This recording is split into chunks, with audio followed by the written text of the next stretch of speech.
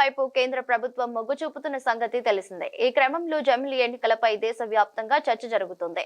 ఈ అంశంపై మాజీ ఉపరాష్ట్రపతి వెంకయ్య నాయుడు మాట్లాడుతూ జమిలీ ఎన్నికల వల్ల ప్రాంతీయ పార్టీలకు ఇబ్బంది అనేది కేవలం అపోహ మాత్రమేనని చెప్పారు. ఒకే దేశం ఒకే ఎన్నికపై తిరుపతిలో మేధావుల సదస్సు జరిగింది. ఈ సదస్సులో ప్రసంగిస్తూ వెంకయ్య నాయుడు ఈ వ్యాఖ్యలు చేశారు.